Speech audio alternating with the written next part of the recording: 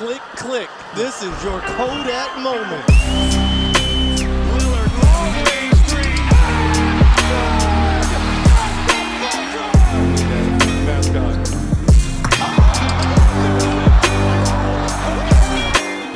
Alors, on se retrouve une nouvelle fois sur Beyond the Hoops pour parler basket. Ça fait un petit moment qu'on vous a pas fait un podcast à trois. Enfin, ça fait un petit moment, ça fait 2 semaines. Et aujourd'hui, on se retrouve pour parler de nos différents coups de cœur qui sont un petit peu passés sous les radars ces dernières semaines. On va faire une navigation entre plusieurs joueurs qu'on a bien aimé regarder. On va un petit peu vous les présenter pour vous montrer un peu ce qu'on en pense. Et pour parler de tout ça, on est avec Matt et Paul. Messieurs, comment allez-vous ?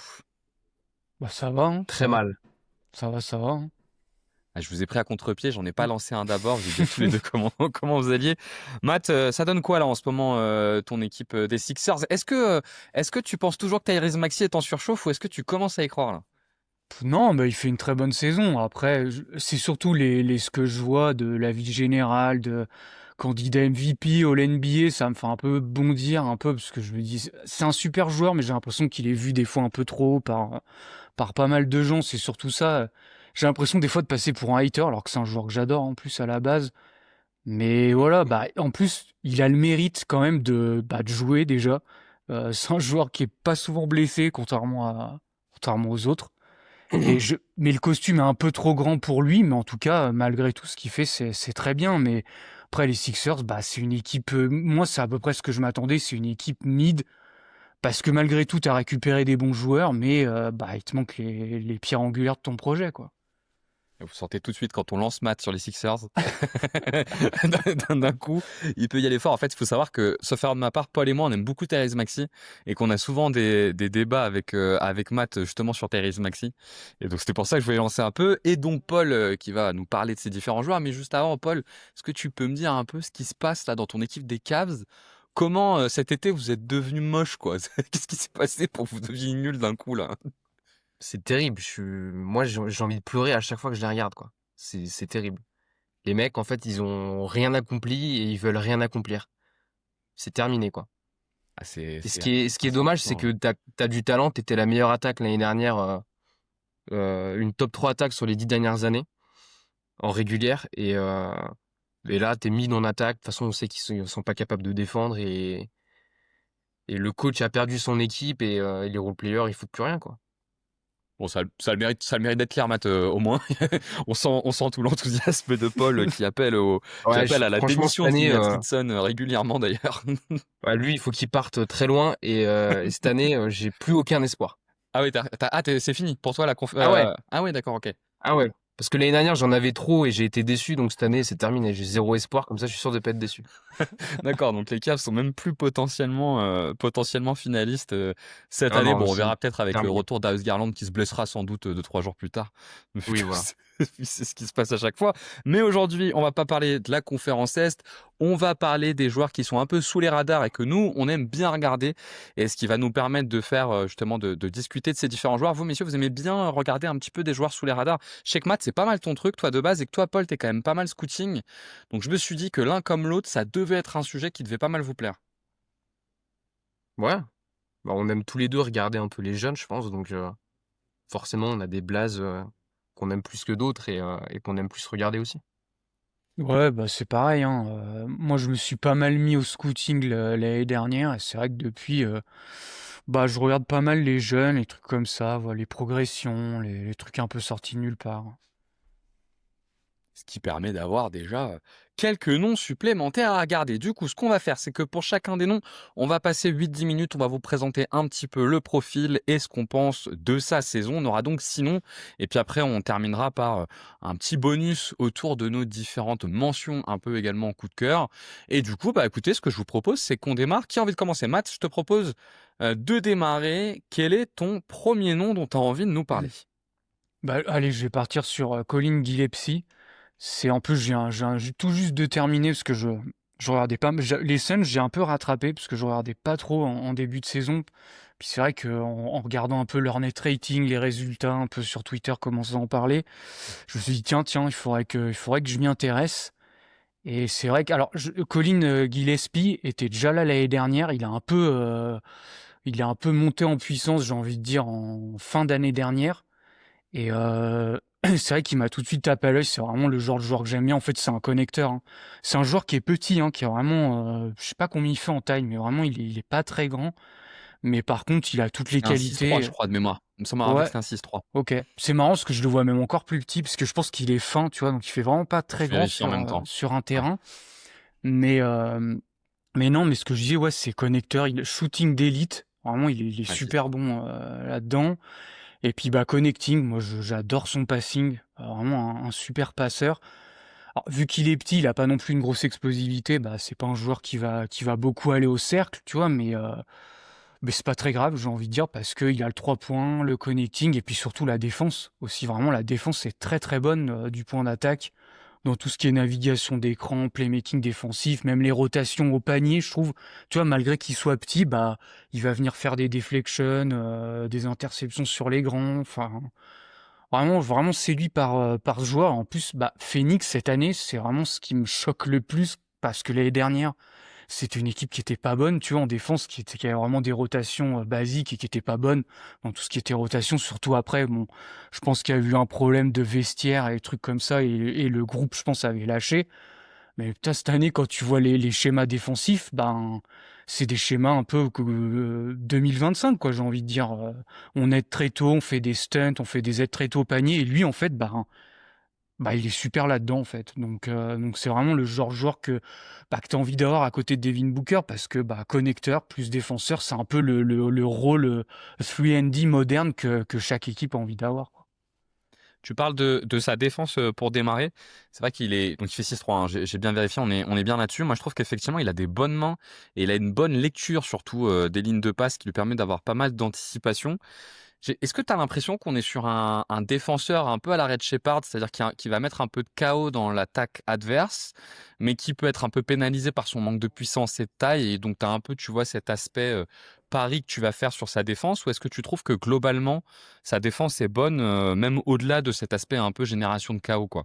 C'est vrai que c'est un joueur qui intercepte beaucoup de ballons, hein, donc c'est un bon playmaker défensif pour le coup. Ouais, ouais, oui, alors il y a de ça par rapport à Shepard, c'est un peu un point commun. Après, je trouve que Shepard, lui, il se fait vraiment cibler et il est pas très bon dans ce qui est bah, défense on-ball, alors que Gillespie, tu vois, moi, je trouve qu'il est vraiment bon dans tout ce qui est navigation d'écran, suivre son adversaire. Bah, là où il se fera cibler, c'est bah, contre des profils beaucoup plus épais. Tu vois, là, je viens de regarder le match contre les Lakers que j'avais raté. Bon, bah oui, face à des Luka, face à des LeBron qui va le poster. Bon, bah là, forcément, c'est compliqué parce qu'il est petit. Donc, tu peux pas faire grand-chose. Mais franchement, je trouve que contre beaucoup de profils, finalement, même des profils des fois un peu plus grands, bah, avec ses mains actives et sa navigation, franchement, il s'en sort plutôt bien, hein. Toi, Paul, t'en penses quoi de Gillespie sur ce que tu as pu voir depuis le début de saison? Moi, j'aime bien le profil. Il est cool. Les Suns sont très cool à regarder sur ce début de saison. Je pensais pas que ça allait être aussi cool.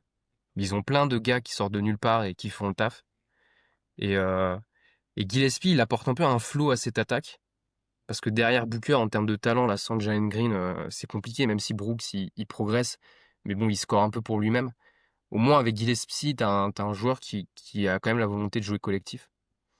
Et, euh, et je sais pas s'il sera titulaire à terme, mais en tout cas, il apporte un vrai flow à cette attaque. Et je pense que ça leur fait beaucoup de bien. Après, si Jalen Green revient et qu'il revient avec beaucoup de volume, je sais pas s'il sera à nouveau responsabilisé, parce que finalement, il y a du monde qui a du volume en attaque entre Brooks, Booker et Green. Mais, euh, mais ça peut aussi être un gars que tu trades dans une équipe et tu récupères des assets en échange. Donc, il a un profil intéressant là-dessus, quoi. Moi, ce que je trouve cool dans son playmaking, c'est qu'on est sur un vrai meneur organisateur qui apporte beaucoup de contrôle demi-terrain. Et ça, c'est pas un joueur qui va générer du pic à très haut volume et qui va générer du playmaking sur le pic à très haut volume parce que son premier pas me paraît pas être incroyable. Par contre, sur tout ce qui est organisation du jeu demi-terrain, et c'est vrai que Phoenix mobilise pas mal ce type de jeu-là et sur surtout alimentation de la contre-attaque suite aux interceptions ou pour alimenter le jeu de relance, bah là c'est vrai que moi je le trouve plutôt intéressant. Sur le pic, Matt, globalement, t'en penses recouvre quoi? Parce qu'on est quand même sur un meneur de jeu shooter, hein. Il est à 7 Ouais. tirs à 3 points par match cette saison, presque 45% au tir, je crois qu'il est à 44,2% au tir à 3 points. Donc on pourrait aussi essayer de se projeter vers un joueur de pick and roll. Qu'est-ce que tu en penses de cet aspect-là de son jeu? Bah, non, je te rejoins, c'est pas un joueur qui va jouer plein de pick and roll, mais par contre, il peut le faire quand même. Tu vois, là, contre les Lakers, je sais pas, tu vois, t'as deux trois possessions, ben, il va jouer un pick and roll, puis avec son passing, ou alors son shooting, s'il faut punir du drop, bah, il va pouvoir le faire. Donc j'aime bien, tu vois, ce genre de joueur, c'est des joueurs qui peuvent porter la balle un peu par moment. Si par exemple, il a un Ouais, match-up favorable, ou ce genre de truc. Mais moi, surtout, ce que j'aime bien, c'est son shoot. Et c'est même du shoot en mouvement, tu vois, des shoots en sortie ouais, je suis d'écran. d'accord. Il y a beaucoup de systèmes qui sont appelés comme ça. Et avec son passing, bah, si tu viens un peu edge, bah, il peut punir avec le passing un peu à la Duncan Robinson. Donc non, pour ça, tu vois, je trouve que Phoenix, en plus, l'optimise bien. Parce qu'ils lui font, comme j'ai dit, pas mal de sets de shooters. Et puis, bah, du coup, tu profites de son shoot, de son passing. Et puis, bah, pareil, dans tout ce qui est connecting, si tu as un premier décalage qui est créé, bah, il est extrêmement bon là-dedans parce que soit il va shooter, soit il va attaquer un close-out, soit il va passer. Enfin, tu vois, c'est vraiment. Je trouve que c'est un joueur intelligent, en fait, et ça se voit. Je trouve qu'il y a un élément qu'il a dans son jeu qui est vraiment intéressant, c'est, effectivement tout ce qui va être lié au jeu pour battre les stunts, ce qui est important avec Devin Booker parce que tu l'as dit, son shoot est très rapide. Je trouve, enfin, tu as dit son shoot est très bon. Moi, j'ajoute qu'en plus, je trouve que son shoot est rapide et tu as raison, son playmaking en connecting est assez bon. Je trouve aussi qu'il y a un truc qui est pas mal dans son jeu et c'est plus pour les systèmes. C'est il a un vrai jeu de, tu sais, un dribble et tir. Il est pas que dans le tir en sortie de système. Mmh. Il a vraiment la capacité, tu sais, à sortir d'un système, par exemple, en tête de raquette, poser un tir et punir un pivot qui serait en défense de drop, tu vois, sur ce type de sortie de système, ce qui le rend assez intéressant. Et je pense qu'aussi, il a un bon profil à terme de shooter à, tu vois, à une passe. Je pense notamment sur une équipe qui, par exemple, jouerait pas mal de post-up. C'est un joueur que tu peux mettre en fait proche du post-up. Ils le font pas du tout, Phoenix, hein. Mais c'est un joueur que tu peux mettre proche du post-up et qui va réussir assez facilement à punir la défense. Si, Brooks, il fait pas mal de post-up Alors, cette t'as saison. raison. Tu peux avoir Brooks qui peut être là-dessus. Et c'est vrai que sur tout ce jeu à une passe du porteur, en fait, il est hyper intéressant. Et c'est vrai que c'est des connecteurs qu'on recherche beaucoup, quoi. Tu vois, on voit tout Bah ouais. l'apport qu'a Shepard, encore une fois, aux Rockets dans ce style de jeu-là. C'est quand même voilà, des connecteurs qui apportent beaucoup, quoi, là-dessus, Bah, je pour le pense coup. que pour moi, c'est un profil un peu à la Dante DiVincenzo, tu vois, c'est vraiment les Ouais. équipes, elles veulent voir ça. Même, tu parles de post-up, mais les isolations aussi, c'est pareil. Si tu as un mec comme ça que tu vides, tu vas mettre trois joueurs, un dans le corner, un dans le dunker spot, un autre dans le corner. Tu vas faire, par exemple, Devin Booker qui fait une isolation et tu mets Gillespie à une passe près. Bon, bah, le stunt, tu vas hésiter à le faire. Parce que bah, si tu le fais, tu auras un shooter qui va te punir à 45%. Donc, bah, c'est toute la valeur ouais, de ces profils-là. Et le fait qu'ils soient bons en défense, bah forcément, tu vois, là, il a 26 minutes par match là sur la saison, mais je crois que c'est les derniers matchs, il est à 30-35 minutes, hein, et bah parce qu'il tient en défense aussi. C'est aussi pour ça que tu peux le faire jouer autant. Ouais, on a des intuitions défensives qui sont vraiment très bonnes pour le coup, comme on le disait tout à l'heure. Donc, premier nom, Colin Gillespie, j'arrive jamais exactement à le dire, je pense que je l'ai dit à peu près correctement. Colin Gillespie, est-ce que vous voyez un dernier truc à dire sur lui, Paul ou Matt, ou est-ce que pour vous, on a fait le tour sur Non, mais Gillespie? ça reste quand même light physiquement. Et ça reste light sur drive. C'est un des mecs qui a un des pires pourcentages d'adresse sur drive. Donc le plafond est limité. Il a 26 ans, je crois. Donc Ouais, ouais. on est dithyrambique parce que c'est un nouveau gars qui arrive en. Enfin, c'est pas que c'est un nouveau gars, mais il perce vraiment cette année. Mais bon, le plafond est quand même limité, quoi. Bah, Oui, on est sur un meneur de jeu qui a pas de premier pas, quoi. Il a vraiment pas de premier pas, donc du coup, tout ce qui est effectivement le jeu de drive, il va être pénalisé. Sur le jeu de pick aussi, il est pénalisé et effectivement, il peut avoir du mal. Match, t'es coupé. Tu voulais ajouter quelque chose? non, pour rejoindre un peu ce que dit Paul, c'est vrai que j'en ai un peu parlé vite fait au début, mais oui, on dit que des qualités, mais pour moi, c'est un joueur fini. Enfin, là, pour moi, c'est le produit fini. Il a 26 ans. Je vois pas quelle autre qualité il va pouvoir développer, mais c'est déjà énorme. Voilà, c'est un connecteur plus. Et voilà, mais je pense pas que ça deviendra plus à terme parce qu'il y a des défauts de taille, il y a des défauts d'explosivité. Enfin, voilà, ça deviendra pas non plus un second porteur de balle dans une très bonne équipe. Mais voilà, c'est pas grave, c'est déjà un super joueur qui est sorti de nulle part. Je crois qu'il est au minimum, non, à Phoenix, enfin, un truc comme ça, ils l'ont vraiment pris. Je crois qu'il était à Denver, mais il était tout le temps blessé. C'est vraiment, bah, c'est cool pour eux, quoi. C'est vraiment un joueur sorti de nulle part. Ça fait partie de nos bonnes surprises sorties de nulle part. Je vous propose du coup qu'on passe au deuxième nom. Paul, je te laisse la parole pour que tu nous donnes ton premier gars dont tu voulais nous parler. Premier gars que je voulais parler, c'est Ryan Rollins, qui fait une superbe saison à Milwaukee. Moi, j'ai toujours été dans le train Ryan Rollins parce que je trouvais qu'il avait un vrai flow au scoring, tout en montrant quand même de l'envie en défense. Au scoring, il me fait un peu penser à Zach LaVine, je trouve. Pas en aussi, c'est pas l'athlète qui est Zach LaVine, mais il a ce flow balle en main qui a un peu Zach LaVine. Et cette année, en fait, il perce énormément. Il a pris 12 points. Je pense que si on devait faire une course au MIP, c'est le MIP parce que c'est le gars qui a le plus progressé, et notamment au niveau du volume. Et moi, enfin, je suis pas étonné de voir ce qu'il peut faire au scoring parce que j'étais très haut sur lui. Là où il a vraiment progressé pour moi, c'est sur le passing parce qu'il est utilisé en créateur parce que Yanis est blessé et de toute façon, derrière Yanis, il y a personne pour créer du jeu et donc lui, il doit créer. Et on voit en fait que à la création, c'est vraiment sympa. C'est le seul joueur parmi les joueurs avec plus de 12 drives par match qui a plus de 51% au tir et qui a un pass percentage supérieur à 13%. Donc on voit, c'est en même temps un gars qui est capable de passer efficacement et un mec qui est capable d'être adroit en fait sur drive. Il est passé de 3 drives par match à 12 cette année. Et ce qui est cool avec Ryan Rollins, c'est le shoot. On est sur un gars qui a 47% sur catch and shoot et a 35% sur pull-up et il en prend 3 par match sur les deux. Donc c'est vraiment cool.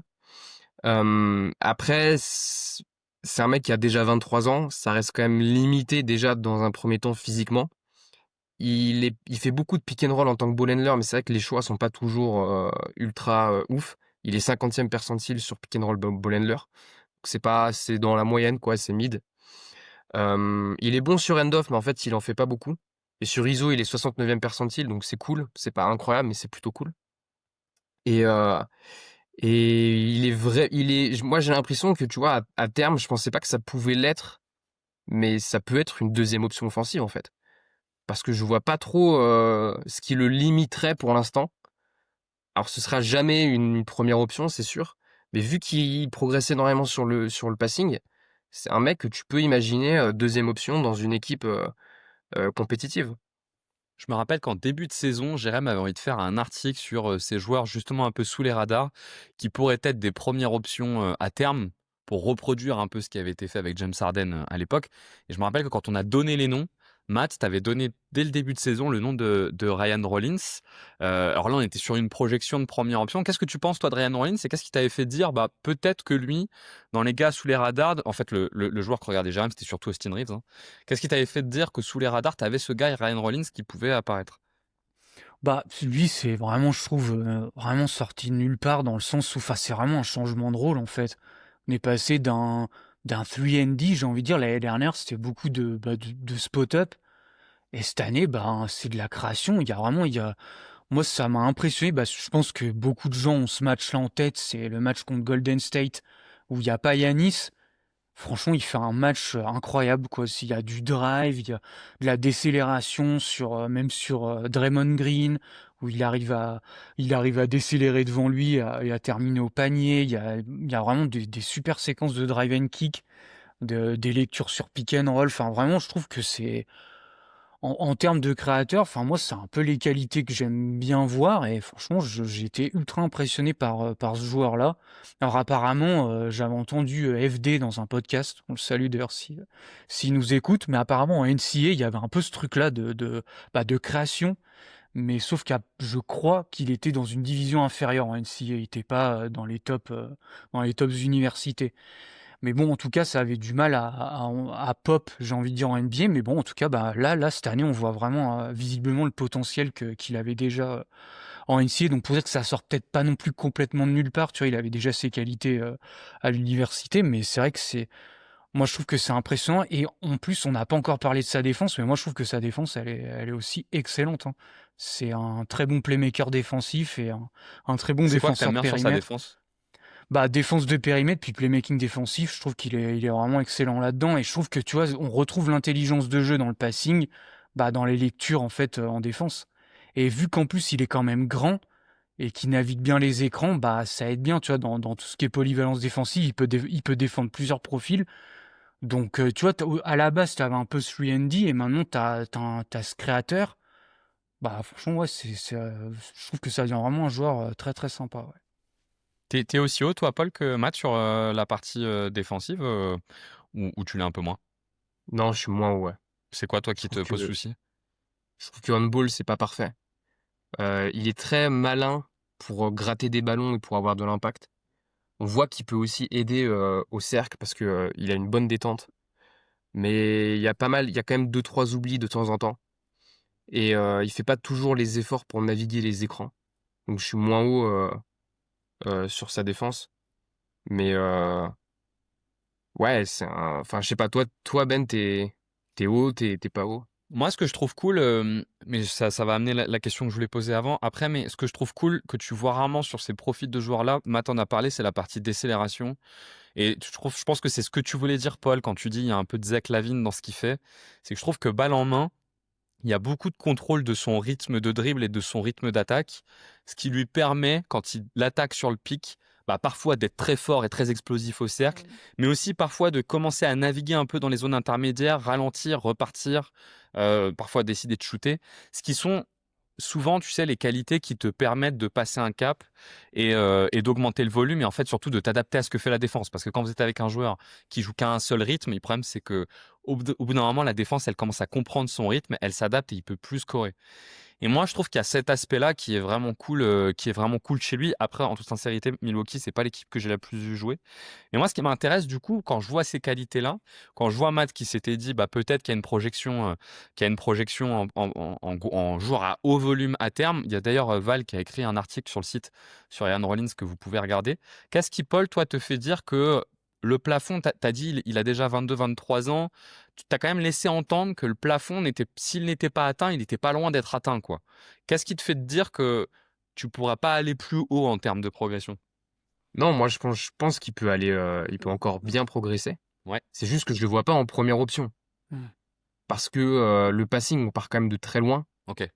Ce sera jamais, je pense, un pur meneur. C'est plus un combo qu'un meneur, même si il a énormément progressé là-dessus. Euh, ouais, je pense que le next step pour lui, ce sera de développer un vrai jeu à mi-distance et devenir dominant à mi-distance, qu'il n'a pas énormément de toucher. Il drive énormément, il est 90e percentile en fréquence au cercle. Et, euh, et ce qui est cool, voilà, c'est le combo premier pas très rapide avec un vrai footwork sur drive. Il est capable, tu vois, de bien s'incliner. Il y a un très bon match qu'il fait hier là, contre Détroit où il y a un drive qui est impressionnant parce qu'il s'incline énormément à la Shea un peu. Et je me rappelle contre le Heat, il fait un drive sur Bam dans le trafic où en fait il vient finir sous lui, mais main gauche, ultra dur à faire. Donc il y a des flashs et en même temps avec du volume qui fait que tu sens qu'il n'a pas fini de progresser. Après, oui, je pense que la NBA est telle qu'aujourd'hui c'est dur de l'imaginer en première option, quoi. Parce qu'il a pas non plus un truc qui fait que il sera injouable. Ouais, je vois ce que tu veux dire. C'est d'ailleurs dommage de se dire qu'il va peut-être ou probablement pas jouer très longtemps avec Yanis parce que je pense que c'est un bon complément de Yanis pour le coup en termes de profil. Est-ce que vous voyez une dernière chose, quelque chose qu'on n'aurait pas dit sur Ryan Rollins, Matt peut-être éventuellement ou Paul, ou est-ce que pour vous on a fait le tour sur Ryan Rollins? Non, je On pense est qu'on bon? a fait le tour. Ouais. Si le dernier truc, c'est Ouais. ce serait cool qu'il aille plus sur la ligne des lancers. Il est pas assez crafty, il va passer Ouais. sur la ligne des lancers. C'est quand même des points gratos parce qu'il est adroit sur la ligne des lancers. Donc le next step aussi, en plus du jeu à mi-distance, c'est un peu plus aller sur la ligne des lancers, quoi. Ok, je vous propose qu'on passe du coup au troisième nom. Donc Ryan Rollins, on attend de voir avec peut-être encore un peu plus de volume, un peu plus de temps aussi, et un peu plus du coup de lancer franc pour un joueur qui drive énormément. Et donc moi, je vais me lancer sur mon premier de mes deux noms, et je pense que mon premier de mes deux noms, c'est celui qui, qui vous a surpris quand je vous l'ai donné. C'est Davion Mitchell, le meneur de jeu de Miami. qui, sauf erreur de ma part, doit avoir 27 ans, qui est un joueur qui est passé par pas mal d'équipes, notamment de mémoire Toronto, avant d'aller à Miami, et qui a toujours été référencé comme un bon défenseur, mais un attaquant très moyen, voire même moins que très moyen, notamment pour des problématiques d'efficacité qui se sont fait sentir tout au long de sa carrière. Et bah pour moi, on a un peu une explosion en fait de Davion Mitchell. Ça se voit pas trop dans les points. Il est passé de 7,9 points l'année dernière à 47% au tir à 9,7 points à 50% au tir. Donc une toute petite augmentation sur les points, mais qui se justifie plus par le fait qu'il joue plus. Mais on a surtout une explosion du playmaking pour le coup. Là, pour moi, sur le playmaking, on a une vraie explosion parce qu'il s'est retrouvé dans un système à Miami. Donc il est passé de 4,9 assists à 7,8 assists parce qu'il est passé dans un système de 5 out où il peut énormément driver. Et en fait, c'est un joueur qui a un dribble qui est assez bas, qui est assez puissant et qui, pour le coup, a un premier pas qui est intéressant. Et dans cette circle offense de Miami, eh ben, c'est un mec qui génère énormément de drive. Et le premier truc qui est marquant avec Davion Mitchell, c'est qu'il perd très très peu la balle. C'est un joueur qui va vous créer du jeu via du drive et qui perd très peu la balle. Je pense qu'il perd peu la balle pour deux raisons. Le premier, c'est son centre de gravité qui est très très bas, donc c'est dur d'aller lui chercher le ballon. Et le deuxième, parce que je trouve qu'il a un decision making sur les drives qui est vraiment intéressant et qui est pour le coup vraiment pas mal. C'est un joueur qui est vraiment très orienté sur le cercle. C'est 34% de ses tirs sont pris au cercle, c'est 98e pourcentile sur les meneurs. Il a 11,5 drives par match et dans les joueurs qui font plus de 11 drives par match, c'est tout simplement le deuxième joueur qui fait le plus de passes sur ces drives-là. Sur les drives, il est 9e en assist percentage tout en étant 30e au turnover percentage sur les drives. Donc on se retrouve avec un meneur de jeu qui finalement est hyper fiable dans cette attaque qui demande que ça en fait, des joueurs fiables parce que finalement leur jeu de drive and kick crée des occasions de tir au fur et à mesure du temps. Je vais préciser un peu sur Davion Mitchell après, mais pour éviter un monologue, qu'est-ce que vous pensez de Davion Mitchell? Peut-être Matt, je peux te lancer parce que je crois qu'en ce moment tu es en train de travailler sur le hit. Ouais. Qu'est-ce que tu penses de sa saison à Mitchell? Ouais, bah, il fait une super saison, mais déjà, bah, comme tu as dit, hein, je pense qu'il était connu pour sa défense. C'est vraiment un super défenseur du point d'attaque parce qu'il est ultra costaud, il navigue bien les écrans, plus bah, il peut défendre plusieurs profils. Vraiment, il est très très costaud du bas du corps. Mais c'est vrai il y avait ce problème en fait il jouait pas beaucoup de minutes parce que ben pas très bon en attaque. Donc c'est souvent le problème du basket. Si tu poses un problème du côté du terrain, bah tes minutes s'égrènent. Surtout on l'a évoqué dans pas mal de podcasts sur la défense, les spécialistes défensifs comme ça, ben, malheureusement, ils sont un peu en voie de disparition. Donc, ce qui est cool, je trouve, c'est qu'en fait, ben, la fameuse circle offense de Miami, en fait, ça l'a complètement optimisé. Ça l'a optimisé lui et les autres joueurs, mais là, on va surtout parler de lui. Mais bah, je trouve que ça gomme un peu ses défauts parce que tu fais de l'isolation, tu fais du drive, mais le fait en fait d'avoir tous les joueurs autour qui bougent et qui créent un peu ce spacing par le mouvement, bah ça lui facilite la tâche parce que bah il a des lignes de drive qui sont plus ouvertes, il a des lignes de passe aussi qui s'ouvrent. Et je pense que du coup bah avec sa puissance tout ça, bah du coup ça en fait c'est un 3&D dont l'attaque devient viable par le système. Et je pense que c'est pas pour rien que Miami est allé vers cette attaque-là, parce qu'ils ont beaucoup de profils comme ça. Et vu que bah, tu sais que tu auras une bonne défense de base, bah, au moins ça te permet d'avoir une attaque fiable. Et en plus, je suis en train de voir, c'est vrai que le shoot à 3 points, j'ai l'impression, peut-être devient pour de vrai, tu vois. Ça fait quand même plusieurs saisons qu'il est dans les 37. Là, il est même à 39%, l'année dernière 44%. Bon, le lancer franc a pas l'air d'être trop là, tu vois, je vois 67%, donc je sais pas trop, mais en tout cas, ça fait plusieurs saisons qu'il shoot pas trop mal. J'ai envie de dire, c'est un peu le point de bascule aussi pour lui. Son TS+ est à 100, mais il est un peu pénalisé effectivement par les lancers francs parce que si on regarde son FG, donc son effective field goal percentage qui prend pas en compte les lancers francs, plus pour le coup, il est à 106. Donc il est pour le coup assez efficace si on enlève les lancers francs. Paul, toi, t'en penses quoi de Davion Mitchell sur ce que t'as vu avec Miami? Moi, j'en pense pas grand-chose dans le sens où je vois pas trop les progrès. En fait, s'il fait plus de passes, pour moi, c'est plutôt lié au changement de système que par rapport au fait qu'il est bien meilleur passeur. Et il n'y a pas plus de volume au scoring, il est même légèrement moins adroit au scoring. Et c'est un mec qui est quand même qui est jamais sur les 3 dernières saisons à plus de 70% au lancer, quoi. Donc c'est un peu emmerdant. Donc, je vois, moi, quand je le vois, je me dis pas qu'il a progressé. Après, je peux comprendre que quand il y a plus de passes D, t'as l'impression qu'un joueur a progressé. Mais en tout cas, il s'éclate dans le système du hit. C'est sûr que son profil est vraiment fit là-dedans. Mais j'ai plus l'impression que c'est le hit en lui-même qui s'est enfin remis en question pour avoir un truc qui les correspond, que Davion Mitchell qui a progressé. Parce qu'on pourrait parler de James Jaquez, qui avait régressé l'année dernière après une bonne saison rookie, et là qui revient à un niveau vraiment bon. Même si sur les derniers matchs, c'est pas ouf, mais donc ouais, je pense que c'est plus le système qui a fait que il s'éclate plus que lui et ses qualités qui ont progressé, quoi. Je pense qu'effectivement, tu es dans la gamme de joueurs qui va être très dépendant du système, et c'est la première fois qu'il a un système comme ça. Et donc, le système, c'est ce que Matt, tu disais assez bien, est plutôt bien conçu par rapport à ses qualités à lui. Alors, sur l'efficacité, comme je corrige Paul, il était plus efficace l'année dernière sur le court passage à Miami, mais en carrière, il n'a jamais été aussi efficace. À vérifier, mais il me semble que c'est ça. Où effectivement, le test devait être un peu mieux à Miami, mais sur un faible volume. En fait, moi, ce que je trouve intéressant, c'est que, et d'ailleurs, je dois faire mon mea culpa à Quentin, parce que Quentin, l'année dernière, que vous connaissez, qui nous produit pas mal d'émissions, Quentin, l'année dernière, pendant les playoffs, je lui avais dit lors de la série contre Cleveland, quand tu es l'adversaire de Miami, en fait, tu es très content que ça soit Davion Mitchell qui fasse du jeu, parce qu'il faisait beaucoup de drives. Et Quentin me disait, non, mais le problème qu'on a dans notre attaque, c'est pas parce que Davion Mitchell, il fait beaucoup de drives. C'est pas ça le problème, Davion Mitchell, il est bon. Et ce que je dois reconnaître cette saison, c'est que je trouve que son drive produit du jeu et son drive crée réellement du jeu. D'ailleurs, témoignage de cet apport-là, quand il sort du terrain, il perd 6,5 d'offensive rating. Donc il y a un vrai boost quand même quand il est sur le terrain. Moi, je suis tout à fait d'accord, hein. C'est lié à ses qualités, c'est lié au système qui est fait pour Ouais. ses qualités. Mais je trouve qu'on est quand même sur un joueur qui est intéressant sur le drive. Parce que je trouve qu'il a une vraie capacité de décélération quand il drive.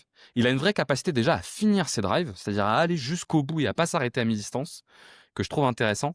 Et moi, je trouve quand même que son passing de kick-out, eh ben, il est pas mal, quoi. Il arrive à trouver les joueurs. Il y a parfois même un petit peu de manipulation de défense. Et moi, je dois reconnaître qu'il y avait un élément que j'avais pas vu dans son jeu. C'était cette partie playmaking que j'avais pas senti par le passé. On commence même à le voir un peu sur de l'alimentation de contre-attaque où il n'est pas inintéressant, voire même un petit peu sur du short roll quand il essaie de trouver Bam ou de trouver Kyle Ware, et ça fonctionne pas mal. Il est 98e pourcentile quand même en assist usage, hein. Donc c'est vraiment un joueur qui est très très clean dans sa façon de jouer. Il n'a pas du tout bougé son nombre de balles perdues, hein, tout en montant pour le coup son nombre de passes, quoi. Donc voilà, moi je trouvais qu'il méritait une petite mention parce que je le trouve intéressant. Est-ce que vous voyez une dernière chose à dire sur Davion Mitchell? Non, on est tout bon? On est tout bon. Et bah du coup, je vous propose qu'on passe au quatrième nom et je vous propose qu'on repasse la parole à Paul pour pas faire exactement dans le même ordre que ce qu'on a fait avant. Paul, quel est ton deuxième nom? Keyonte George Ok. du Utah Jazz. Alors c'est marrant parce que tu vois, en prenant les stats de Rollins et Keyonte George, je me suis rendu compte qu'ils avaient à peu près, ils ont à peu près la même efficacité balle en main dans les différents compartiments du jeu. C'est-à-dire sur pick and roll, ball handler, en fait ils sont mid, mais il y a quand même un gros volume, donc ça veut dire quand même que c'est bien. Sur end-off, ils sont pas mal. Sur spot-up, finalement, même si Keyonte, lui, il met pas trop ses 3 points, en fait, il est plutôt bon quand même sur spot-up. En ISO, Keyonte est un peu moins fort, il est 54e percentile. Et, donc, en fait, tu as 2 joueurs qui sont peut-être pas d'un niveau All-Star, mais qui produisent beaucoup avec du passing et du scoring. La différence avec Keyonte, c'est que je trouve qu'il y a moi, j'avais pas vu le profil athlétique ces dernières saisons. Et je sais pas ce qui s'est passé cet été, mais en fait, ils l'ont boosté athlétiquement, le mec. Parce que sur drive, il est vraiment impressionnant quand il finit sur un pied. Très Tu sens qu'il a une explosif, hein. grosse impulsion et, Ouais, il est très et explosif. il a de l'adresse quoi, au cercle. Il est beaucoup plus crafty que Ryan Rollins parce qu'il va beaucoup plus sur la ligne. Et il est plutôt adroit sur la ligne. Donc ça, c'est intéressant. Mais voilà, il est moins bon shooter, comme je l'ai dit, que Ryan Rollins. Et par contre, contrairement à Ryan Rollins, c'est un gars qui prend énormément de short mid, mais pas beaucoup de tirs au cercle. Donc du coup, tu as une adresse qui fluctue en fonction des matchs. Il y a eu un match là où il a été atroce, je crois que c'est contre les Rockets, où vraiment il est atroce en attaque, mais il réagit bien le match suivant à nouveau contre les Rockets, qui gagnent d'ailleurs. Donc ça, c'est plutôt cool. Et le seul truc avec Keyonte, je pense que le next step, ça va être est-ce que le pull-up 3 va arriver, parce que pour l'instant, il est qu'à 24% quoi, sur ses pull-up à 3 points. Et, donc voilà, après, je trouve qu'il est quand même meilleur passeur que Rollins de base. Et ça se voit parce que même s'il a progressé à la passe, on a un joueur qui est plus playmaker que Ryan Rollins. Et par contre, là, la différence de Ryan Rollins, c'est que c'est un mec qui défend pas bien, quoi. Genre, je trouve que défensivement, il n'y a pas de playmaking défensif. De temps en temps, on va y avoir 2 bonnes actions où il se motive parce qu'il a des qualités athlétiques, mais c'est pas suffisant. Et depuis qu'il arrive en NBA, c'est quand même que des on-off négatifs. Il est à moins 5,8. Bon, ça veut tout et rien dire, mais voilà. Mais voilà, t'as un joueur qui prend 6 points par match, qui passe de 93 de TS+ à 102. Donc il sera forcément dans les peut-être top 5, top 6 à MyP, peut-être plus s'il progresse encore. Mais je suis surpris parce que j'avais du mal après 2 saisons. Et là, en fait, t'as un joueur qui progresse beaucoup.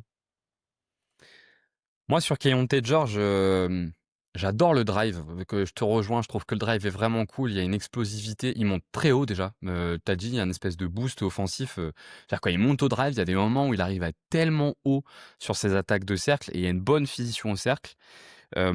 Mais alors, moi, premier élément, alors pour le coup, là, je vais pas être trop d'accord avec toi et je suis curieux d'avoir votre avis à tous les deux. Moi, je suis pas hyper fan du playmaking. Je trouve que son playmaking, il profite pas mal du système de Utah, où il y a beaucoup de lignes en fait, de cuts qui sont données. Il arrive un peu à les trouver, mais je trouve qu'il a du mal à battre les stunts parce qu'il est souvent assez hésitant. Et dans la NBA moderne, avoir du mal à battre les stunts, c'est quand même un vrai problème. C'est un joueur qui perd énormément le ballon. Et du coup, ça donne un profil que je trouve plus intéressant, voire même nettement plus intéressant quand il joue avec Collier, qui pour le coup, lui, est un très bon playmaker, je trouve. Seul problème, c'est que les passages qu'il a avec Collier, le problème, c'est qu'un backcourt Collier-Keyonte George, la défense, elle est catastrophique. Et donc, du coup, c'est pas viable. Après, moi, je suis d'accord, hein, je trouve vraiment que sur le scoring, c'est hyper cool ce qu'il est en train de faire. Et vraiment, sur l'attaque de cercle, c'est hyper chouette, quoi. Matt, t'en penses quoi, toi, de Keyonte George? Non, moi je rejoins un peu sur le playmaking. Moi je trouve que toujours un truc que j'ai aimé chez lui. Moi ce qui me posait problème c'était le scoring en fait. C'est un joueur qui avait jamais été efficace. Alors après c'est un jeune joueur, hein. C'est souvent le cas, mais c'est vrai que ces 2 dernières saisons, surtout la saison dernière, il y avait un peu une hype, je me souviens, sa saison rookie. Et à raison, hein, même moi il y a beaucoup de choses que j'avais aimées. On voyait le toucher de balle en fait. Vraiment, je trouve sur flotteur, il était vraiment très très bon, même en NCAA, je me souviens. Vraiment un excellent toucher de balle. Le seul problème, c'est que c'était un joueur qui allait pas au cercle, qui avait beaucoup de limitations sur ça. Cette année, c'est vrai que j'ai cette impression aussi qu'il y va plus, même si c'est encore limité. Par contre, ouais, il est excellent dans tout ce qui est la zone du flotteur, mais ça, je suis moins étonné parce que je trouve que c'est vraiment sa force. Et il est peut-être. Ce qui le différencie, je pense, avec Collier, de pourquoi tu dis ça, à mon avis, c'est que Collier, c'est plus un genre de drive and kick. Et je pense que Keyonte George est moins là-dessus. C'est plus du passing avant, du passing en mouvement, du passing via des dribble end-off, des trucs comme ça. Mais c'est sûr, par contre, dans le système jazz, il est parfait, là-dedans, quoi. Maintenant, ce qui lui manque, je trouve, c'est le shoot. Mais j'y crois parce que quand tu vois quand même le pourcentage au lancer franc, enfin, plus de 80% depuis qu'il est en NBA, là il est même à 90% cette année. Alors il a jamais shooté, il a toujours shooté à 33%, c'est vraiment bizarre, tu vois, mais je me dis, bon, le toucher de balle, il est là, quoi. Tu le vois dans la zone des flotteurs, tu le vois au lancer franc, donc je me dis, il n'y a pas de raison quand même que ça arrive pas, quoi. Mais je trouve que c'est vraiment le truc, s'il arrive à avoir ne serait-ce qu'un shoot à 3 points fiable, ou même un shoot à 3 points en sortie d'écran, ça changera pas mal de choses encore pour son profil. Ouais, c'est surtout le pull-up en fait qui rentre pas parce que les catch and shoot finalement il a 38%, donc ça passe. Et pour revenir sur le playmaking, oui, c'est pas un très bon playmaker, mais je trouve que c'est un passeur sous-estimé. Et il a une passe qui est vraiment cool, je trouve, c'est la pocket pass sur pick and roll. Et finalement, on voit aussi que l'absence de Kessler et d'avoir un vrai roller sur le poste de pivot, ça lui joue des tours parce que il a une bonne pocket pass, je trouve. Et ouais, quand t'as son drive et sa faculté à aller au cercle, par moments c'est frustrant parce que tu sens qu'il arrête son dribble trop tôt, qu'il fuit un peu le contact. Je sais pas si ça va devenir un énorme, un superbe driver, quoi. Parce qu'il y a des années où là, pour l'instant, il est adroit sur son short mid, Mais on sait que l'adresse sur le flotteur, ça fluctue un peu en fonction de ta confiance quand tu es un porteur de balle. Et s'il n'est pas capable d'aller plus au cercle, on risque d'avoir un joueur qui fait des très bonnes saisons, mais qui ensuite régresse, qui revient à un certain niveau et tout. Donc on verra. Ouais, moi, je trouve qu'en fait, c'est un joueur qui perd un ballon sur 6, entre un ballon sur 6 et un ballon sur 7 qui touche dans une attaque qui relâche énormément de pression quand même sur le meneur de jeu parce que les intérieurs touchent énormément le ballon, notamment pour créer. Et moi, c'est là-dessus, moi, j'ai une limite. Alors, il y a de la création parce qu'il y a de la prise de risque, mais je trouve qu'il y a encore énormément de déchets. Et Paul, tu l'as dit, on est quand même sur un joueur. Moi, franchement, le scoring, j'ai pas d'inquiétude. Enfin, je le trouve même vraiment cool. Mais on est sur un joueur pour qui la défense est vraiment pas très bonne. Et donc, j'ai du mal à me projeter, tu vois, sur ce profil de meneur de jeu-là. Si en plus, le playmaking est pas vraiment cool, pour le coup, je suis d'accord qu'il y a des flashs, je suis d'accord qu'il y a des trucs sympas. Mais il y a encore beaucoup trop de déchets. Alors en plus, il se trouve que par le passé, il y avait du déchet sur le playmaking et du déchet sur le scoring. Vous l'avez dit, c'est un joueur jeune, il a 22 ans, je crois, de mémoire. Donc déjà, on commence à enlever du déchet sur le scoring, ce qui est vraiment intéressant. Et puis, enfin ouais, moi je suis enthousiaste sur le scoring parce que vraiment le drive, moi je le trouve assez dingue, hein, le drive. Hein. Vraiment, l'explosivité est folle, quoi. Dans un système qui le permet bien, quoi. Pour le coup. Et vous pensez qu'il est où le plafond? J'ai l'impression qu'à un moment donné, on s'était quand même posé la question entre Collier et Keyonte George. Il me semble d'ailleurs que la première année de Collier, il doit passer meneur de jeu titulaire. Keyonte George a récupéré ce poste de meneur titulaire. Vous, si vous deviez choisir entre les deux, vous parieriez sur lequel?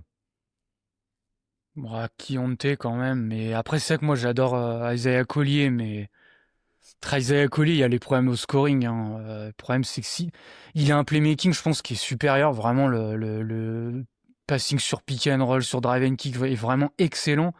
Mais le problème c'est que si t'es pas implacable au scoring, à un moment donné, tu seras pas respecté par la défense et bah, ton playmaking il servira à rien entre guillemets, tu vois. Donc c'est tout le problème, quoi.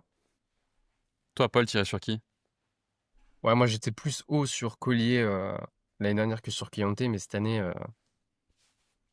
Collier me déçoit un peu, donc j'irai sur Keyonte, ouais. Et entre Rollins et Keyonte, vous pensez qui aura le niveau le plus haut dans quelques années? Moi, je suis plus Rollins. Je préfère Rollins. Keyonte, Ouais, j'attends quand même de voir s'il Ouais, n'y a moi pas aussi. un boost par le système Jazz qui crée énormément d'espace pour les drivers. Et j'attends quand même de voir. Parce que le truc du Jazz, ce qui est un peu perturbant avec le Jazz, c'est que c'est une équipe qui oriente tout sur l'attaque. Ils font que des choix pour l'attaque. Donc, dans leur roster, ils ont toujours sur le terrain 5 attaquants avec un super spacing. Et je pense que ça alimente pas mal l'attaque. Toi, Matt, tu le sens comment? Moi, je pense que je serais plus Rollins. J'ai l'impression qu'il est plus drive. Tu vois, il a plus de facilité à aller au cercle, en fait. Donc, à partir de ce moment-là, moi, je préfère quand même ces joueurs-là parce que bah, c'est plus une assurance. Donc, et puis, il est plus grand, non? Enfin, j'ai l'impression qu'il fait plus. Quoi que tu me diras, Kiyonte fait 6-4. Mais j'ai l'impression que Rollins, c'est un peu ce côté grand quand il va au cercle. Tu vois, même s'il se retrouve des fois face à un big, bah, il arrive quand même à finir par-dessus. Là où Kiyonte, c'est un peu le problème, quoi, que j'ai sur son profil. Et puis je trouve que Keontae George va plus vite que Rollins, mais il a un peu qu'à une vitesse encore. Là où Rollins a déjà débloqué ce truc de jouer à différentes vitesses sur le drive qui est assez cool. Si c'est tout bon pour vous sur Keontae George, on passe à notre 5e nom. Matt, je te redonne la parole. Quel est ton 2e nom? Ouais, c'est AJ Mitchell, du coup, qui est à OKC. Euh, qui est sophomore, hein, d'ailleurs, qui avait fait le début de saison l'année dernière, mais qui s'est blessé hein, rapidement. Je sais plus, il s'est fait une grave blessure, du coup, qu'il n'a pas joué du coup de toute la saison. Mais, euh, mais il avait déjà montré des trucs sympas. Moi, l'année dernière, il m'avait déjà tapé un peu dans l'œil. Et c'est vrai que bon bah du coup vu qu'il s'est blessé, on n'a pas revu hein, forcément. On l'a revu que cette année. Je pense qu'aussi il a profité. Bah J-Dub était blessé. Enfin, au final il y a eu pas mal de blessures à OKC. Ce qui est fou c'est que malgré qu'il y ait des blessés, tu t'en rends même pas compte. C'est dire la profondeur de cette équipe. Mais non, mais ce qui est cool, je trouve, c'est le drive en fait. Vraiment le drive est vraiment cool. C'est c'est le truc, tu vois, que je reprochais un peu à J-Dub, que j'adore aussi, mais tu vois, J-Dub a un peu de problème au niveau du drive, c'est-à-dire il a du mal à aller jusqu'au cercle. Là où AJ Mitchell, je trouve, a vraiment cette aisance pour y aller. Et j'aime bien son playmaking. C'est pas non plus la folie, hein, mais tu vois, il va te faire les lectures. Une fois qu'il va arriver dans la raquette, ben, il est capable de te faire un kick-out. Il y aura pas de manipulation de défense non plus, de ce genre de truc. Je pense que, tu vois, Rollins, Keyonte George, je préfère quand même ces passeurs-là. Mais il est pas non plus, c'est pas non plus qu'un driver scorer. Voilà, c'est un driver qui va aussi pouvoir faire un peu de playmaking. Et puis concernant la défense, je trouve que c'est bien, hein. C'est pas, alors il est pas au niveau des autres d'OKC, mais il fait pas tâche en fait dans le système, dans le sens où il va faire les rotations, il va faire les stunts. Il est quand même assez grand, costaud, donc bah, c'est un joueur qui se fond bien là-dedans. Et puis ce que je trouve vraiment sympa, c'est quand SGA va sur le banc, bah, t'as un peu ce relais à la création qui peut-être des fois leur manquait, tu vois, cette pression au cercle quand SGA va sur le banc, bah lui il te l'apporte. Donc c'est ça qui est cool. Paul, t'en penses quoi, toi, de AJ Mitchell? Ouais, j'adore. Je pense que c'est vraiment le mec où tu te dis que le Thunder, en fait, ils sont capables de sortir n'importe qui, de t'en faire un vrai joueur de basket. Son drive, il est trop bien, il a du toucher. Il est un peu limité physiquement, mais il a un vrai passing aussi. Je trouve il est sous-coté aussi sur le rebond défensif. Il leur fait du bien au Thunder. Il a une vraie science du rebond défensif. Après, le shoot, on verra s'il arrive à être régulier. Mais tu vois, si le Thunder, ils ont perdu qu'un match là, sur les 20 matchs que J-Dub a pas joué, parce qu'en fait, le deuxième meilleur driver derrière Shai, c'était lui. Et il créait énormément de décalage derrière Shai. Et se dire que potentiellement en playoff, en fait, c'est ton troisième driver derrière Shai et J-Dub, bah c'est cool. C'est peut-être pas un deuxième, ouais, ça manque un peu de volume et de certitude pour que ce soit ta deuxième option offensive, mais en fait, en tant que troisième, alors peut-être quatrième option offensive parce qu'il y a Chet, mais le leader du banc à travers son drive, ce sera peut-être AJ Mitchell en playoff. Et ça change pas mal de choses parce que finalement, l'année dernière, on a vu aussi que derrière Shai et J-Dub, il n'y avait pas grand monde qui était capable d'apporter ce danger-là. Cason Wallace, mais c'est un peu plus irrégulier et plus jeune aussi. Et au final, le manque d'adresse à 3 points qui s'est vu en playoff peut être aussi gommé par les décalages que peut créer AJ balle en main. Ouais, je suis d'accord, il a un profil qui correspond bien au manquement qu'on a vu durant les playoffs de l'année dernière et qui peut être intéressant là-dessus. Ouais, on est vraiment sur un profil qui bombarde le cercle, qui va driver énormément. Je trouve que son drive, il est intéressant parce que il a un dribble qui est assez bas et je le trouve très puissant. C'est vrai que son premier pas est cool, mais il n'a pas un premier pas extraordinaire. Mais comme il dribble très bas et qu'il est très, très lourd, bah souvent il arrive en fait à maintenir quand il prend l'avantage sur son drive et du coup à aller jusqu'au cercle. Je trouve qu'en fait, il est surtout tellement compatible avec le système du Thunder. C'est un stunt beater de dingue. Parce qu'il a vraiment ce truc-là, quand il y a un stunt qui est fait sur Shai, de menacer par le 3 points ou de menacer par le drive, qui crée finalement beaucoup de chaos, enfin qui rajoute du chaos dans la défense adverse quand il est sur le terrain. Donc je me demande quand même dans quelle mesure il n'est pas aussi un peu dépendant du système. Mais c'est vraiment cet aspect de stunt beater qui est assez ouf avec lui et que bah, moi aussi j'adore. Je sais pas si toi aussi, Matt, t'aimes bien cette dimension-là. J'allais en parler justement parce que j'ai vu ce matin le match que j'ai rattrapé de Golden State contre OKC. Et justement, le Thunder l'a énormément utilisé comme ça, avec Shai en tête de raquette qui fait son isolation. Et en fait, lui, il a une passe près vraiment s'il y a une aide, et ben, je vais punir avec le 3 points. Donc c'est vrai que quand tu regardes là le pourcentage à 3 points, il est pas dingue cette année. Bon, après, c'est un tout petit volume hein, cette année, hein, 32%. Mais en tout cas, le Thunder lui fait confiance en termes de son shoot. Et moi, quand je vois son shoot, je trouve qu'il est bon, hein. Le toucher de balle a l'air d'être là. Et même quand tu vois les pourcentages au lancer franc, c'est plus de 80%. Donc, ouais, vraiment, si tu as le 3 points plus le drive, avec un peu de playmaking et la défense dont on a parlé, c'est un profil qui est génial, quoi, en fait. Et sur la partie finition, toi, tu disais, Paul, que t'aimes beaucoup ces finitions.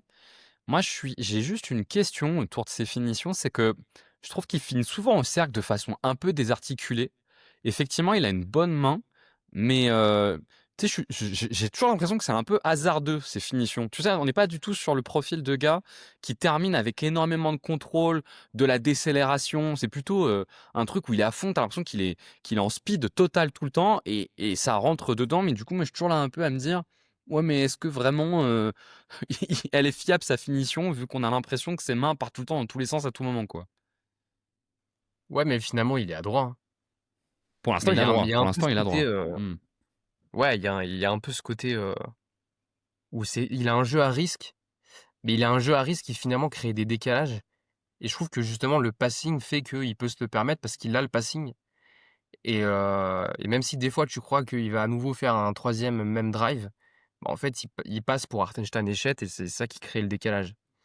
Maintenant, à voir si l'adresse tient, parce que oui, il est limité par son physique, quoi.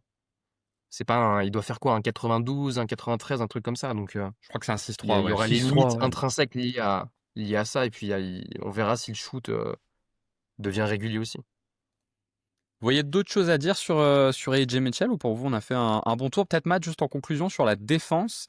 Il a quand même un enjeu fort parce que maintenant que J-Dub est revenu, il va devoir prendre des minutes à Cason Wallace, qui pour moi est un défenseur top niveau. Et je pense que dans le système du Thunder, pour prendre des minutes à Cason Wallace, il faut être très fort défensivement. Comment tu le sens, toi, en défense? Bah, évidemment, c'est pas, c'est pas au même niveau que Wallace, hein, mais non, moi j'aime bien, hein. Moi, franchement, je trouve pas qu'il est négatif, même au contraire, hein. Moi, je trouve que des matchs que j'ai vus, il est positif dans le sens où, bah, même déjà dans le playmaking défensif, je le trouve bon et même dans les rotations et trucs comme ça. Et comme j'ai dit, il a pas l'impact des Caruso, des J-Dub, de tous ces joueurs-là, mais c'est pas grave. Mais le fait, moi, je trouve qu'il soit bon des deux côtés du terrain, c'est un peu ce qui manque des fois à OKC, hein. Tu te retrouves un peu avec des joueurs, je pense que si Caruso a aussi peu de minutes, les joueurs comme ça, c'est parce que bah, des fois, tu es en recherche un peu de compétences des deux côtés. Tu vois, là, on revoit le shooter à 3 points, là, j'ai oublié son nom, Isaiah Joe. Ouais. Parce qu'ils ont besoin de shoot. Tu vois, ils ont besoin de shoot et ils ont besoin aussi, mais pas que de ça. Tu vois, et Jay Mitchell t'apporte ça, plus le drive. Donc vraiment, je trouve que d'avoir un joueur comme ça peut les débloquer dans certaines séries en playoff et même dans certaines match-up où l'année dernière, bah, tu vois, quand t'as un peu le mur là qui se crée devant Shea, bah, qu'est-ce qui se passe autour, quoi. Donc si t'as ce mec-là qui peut attaquer des close-out et shooter à 3 points, bah c'est gagné. Et surtout, comme dit, s'il te pénalise pas de l'autre côté, bah du coup, tu peux le faire jouer un gros temps de jeu. Ça manque parfois effectivement un peu de two-way. Juste avant qu'on passe à notre dernier nom, je vous pose une petite question. Si vous devez en choisir un seul pour des minutes en playoff entre Isaiah Joe, Aaron Wiggins et AJ Mitchell, lequel vous faites jouer? Paul, tu fais jouer lequel des trois? Ça dépend de la match-up, mais je dirais soit Mitchell, soit Joe. Parce que Joe, c'est pour un pur shooter, ce que n'est pas trop Wiggins, même si Wiggins, il met dedans à 3 points. Et je trouve que AJ est plus un pur driver. Après, Wiggins, il est sous-côté balle en main, donc c'est peut-être celui où tu as le moins de compromis, mais je trouve que Joe a vraiment le profil qui colle bien à ce Thunder avec son shoot très fiable. Donc je dirais Joe, même si défensivement, c'est vrai que c'est un peu light, quoi. Toi, Matt, tu fais jouer lequel si tu dois Ça, raccourcir ta rotation? J'adore Aaron Wiggins, donc ça va être... Moi, c'est soit Wiggins, soit Mitchell, parce que je pense que Joe... Bon, t'as le shoot, hein, quand même, si vraiment t'en as trop besoin lors d'une série, oui, ça peut vraiment te dépanner. Mais le problème, c'est la défense. Franchement, je sais pas. Entre Mitchell et Wiggins, mon cœur balance que Wiggins, pour moi, je pense que ça pourrait être un super joueur s'il était dans un contexte même différent. Tu vois, il pourrait avoir un plus gros rôle. Donc vraiment, ouais, je sais pas. J'arrive pas à faire un choix entre les deux. Moi, je pense que je partirais sur Wiggins. Pour le coup, parce que j'ai l'impression que le parti Wiggins, c'est qu'il n'y a quasiment pas de compromis en fait avec Wiggins. Je dis pas qu'il y en a un des énormes avec Mitchell, mais bon, le tir, tu peux un peu te poser des questions. Il est pas très grand, il peut être un peu ciblé. Et puis Wiggins est tellement habitué en plus au petit minutage et à la production sur des petits minutages que ça a de la valeur. Je vous propose qu'on passe au dernier nom. C'est donc moi qui vais reprendre la main une dernière fois. Et donc pour terminer, on va partir du côté de Atlanta avec Nickel Alexander Walker qui, sauf erreur de ma part, est le cousin de Shai Gilgeous-Alexander. Je dis pas de bêtises. Ouais, c'est bien ça. C'est le cousin de Shai Gilgeous-Alexander qui bon voilà, est dans une espèce de breakout season. Après être parti de Minnesota pour aller à Atlanta, il est passé de 9,4 points et 2,7 assists à 44% au tir et 100 TS+, à 20,4 points, 3,5 assists, 103 TS+. Mais surtout, il est passé de 7 tirs par match à 15 tirs par match. Et en fait, quand on regarde dans le détail, ce qui a explosé, c'est sa fréquence au cercle. Il était à 23% de ses tirs qui étaient pris au cercle l'année dernière. Il est passé à 32%. Et ça s'explique essentiellement par le fait qu'il ne joue plus avec Rudy Gobert et qu'il joue dans un spacing plus optimisé du côté d'Atlanta, qui joue beaucoup de séquences en 5-out. Son efficacité au cercle, elle a toujours été bonne. Moi, je trouve que c'est toujours un joueur qui passe sous les radars sur son attaque de cercle, mais qui en fait a une bonne capacité de décélération, et un peu à l'inverse de ce qu'on décrivait sur A.J. Mitchell, qui finit parfois de manière très explosive, voire un peu hasardeuse. Lui, il a beaucoup de contrôle dans ses finitions, il est assez puissant, et moi j'aime beaucoup sur ce point-là. Et puis l'autre élément qui est à noter sur Nickeil Alexander-Walker, c'est sa connexion avec Jalen Johnson. Depuis que Trae Young est blessé, c'est vraiment la connexion entre les deux qui alimente leur attaque. Il faut savoir quand même que 35% des passes qu'il reçoit viennent de Jalen Johnson, et que lui, il envoie 29% de ses passes à Jalen Johnson. Pour vous donner un ordre d'idée, 29%, c'est le volume de passes qu'envoie Nikola Jokic à Jamal Murray et inversement.